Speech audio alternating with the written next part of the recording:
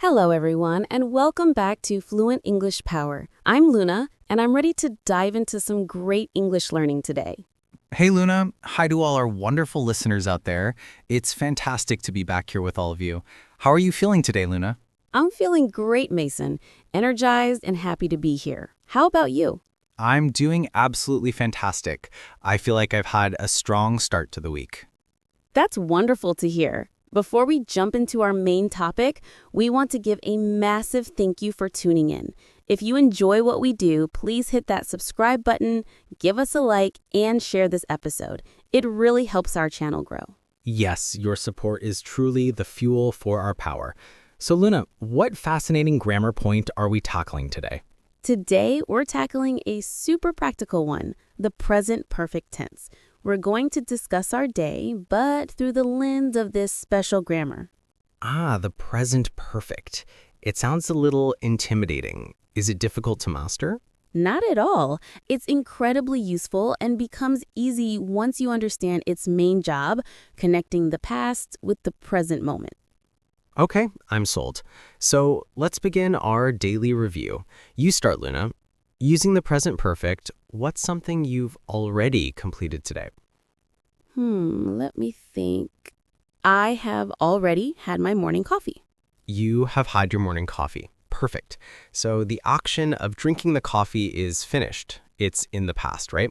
Yes, exactly. I finished it a while ago, but it's directly linked to now because the result is that I am wide awake and ready to teach. See?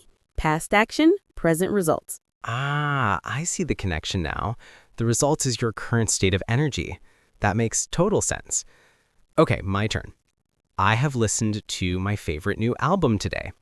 You have listened to music. Excellent. What's the result now? The result is my mood is great and I feel focused for this recording. That is a perfect example of the present perfect, and it feels very natural. It is natural, and our listeners can see the basic structure here. We used the helping verb have and then a special form of the main verb. For you, it was listened. For me, it was had. Right, that special form is called the past participle. So the complete structure is subject plus have or has plus past participle. Let's quickly review the helping verb. I, you, we, and they use have. For example, I have finished or they have arrived.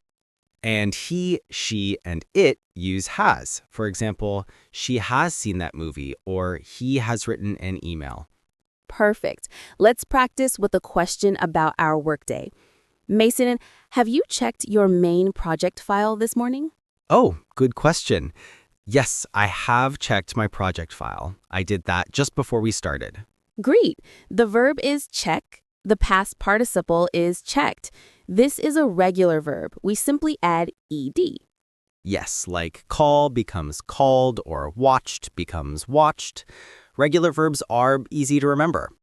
I have worked for 3 hours straight. Me too. I have organized my entire desk. It looks so neat now. See, another present result. Exactly. Now, what about irregular verbs? Like my coffee example. The verb is drink and the past participle is drunk. We have to learn those special forms. Right. Another common one is eat. The past participle is eaten. Mason, have you eaten lunch yet? Good question, using a special word. No, I haven't eaten lunch yet. I am getting a little hungry now. So you used the negative form, haven't eaten, have plus not, and the special word yet. We use yet in questions and negative sentences for something we expect to happen soon. Precisely. And what about its opposite, the word already? Already is great. We use it for something that happened sooner than expected, and we use it only in positive sentences.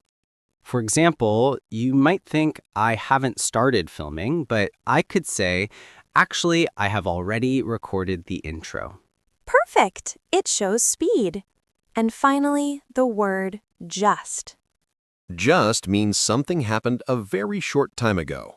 If I hear a notification, I can say, I have just received a text message. It's immediate.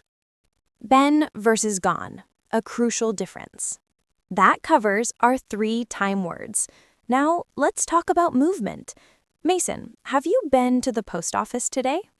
Yes, I have been to the post office. I went right after my coffee. But Luna, what about gone?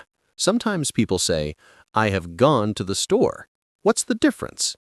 That is a fantastic and very important question. The difference is simple.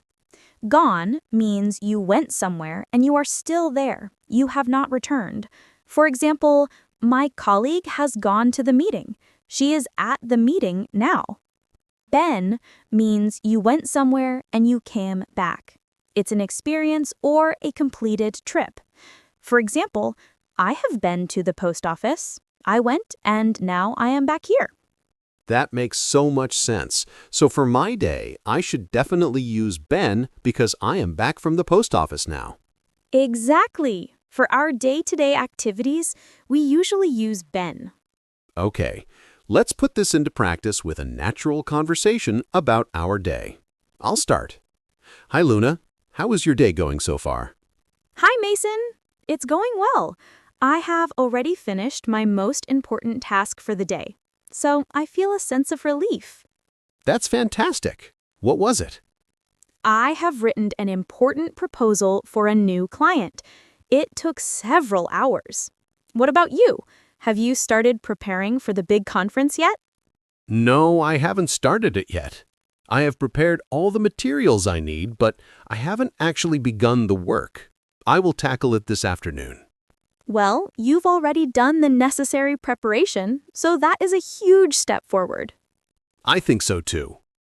Hey, have you seen the latest news headlines today? No, I haven't seen the news. Is there anything big happening? Not really, just the usual political updates.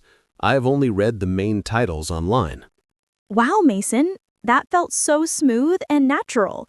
We used the present perfect many times without even focusing on the grammar rule. It proves that this grammar is everywhere in daily conversation. Life experiences. Ever and never. We can also use this tense to ask about life experiences, not just today's activities. For example, Mason, have you ever eaten sushi? An important question. Yes, I have eaten sushi many times. I love it. Me too! See, we use ever in questions about life experiences, like, have you ever?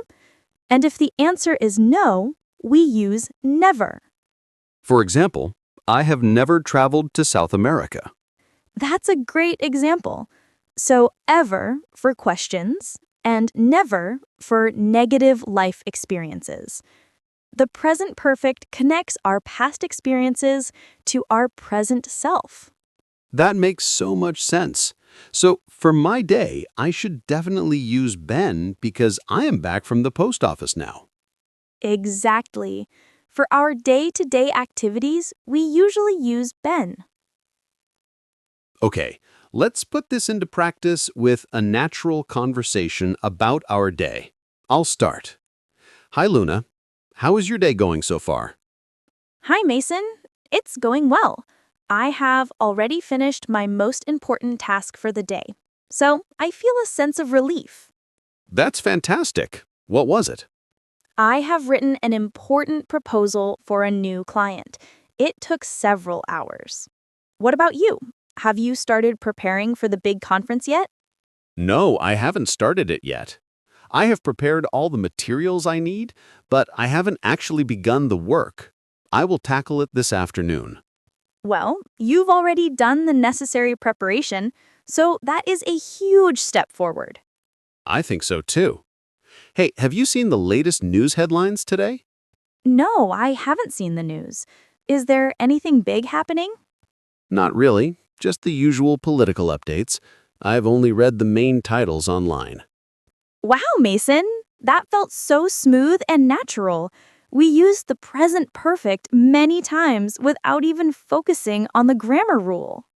It proves that this grammar is everywhere in daily conversation. Life experiences. Ever and never. We can also use this tense to ask about life experiences, not just today's activities. For example, Mason, have you ever eaten sushi? An important question. Yes, I have eaten sushi many times. I love it. Me too. See, we use ever in questions about life experiences, like have you ever? And if the answer is no, we use never. For example, I have never traveled to South America. That's a great example. So ever for questions and never for negative life experiences. The present perfect connects our past experiences to our present self. That's a beautiful way to think about it. It's all about the connection, what happened before and how it matters now.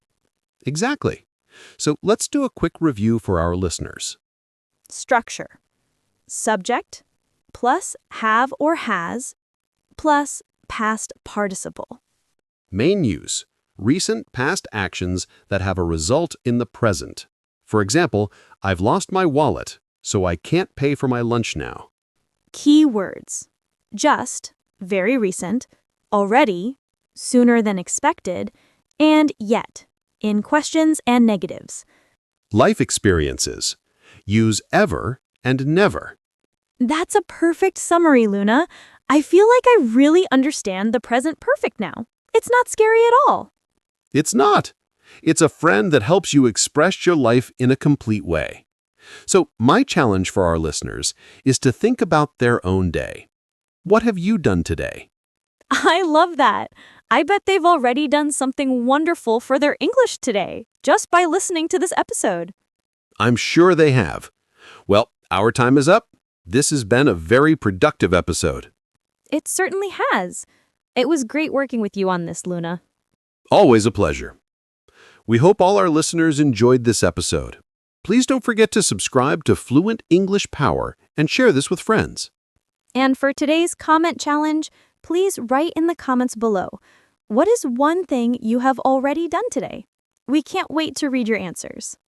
Thank you all for listening. It has been a fantastic day. It has. Goodbye for now, everyone. Keep practicing. Bye, everyone. See you next time.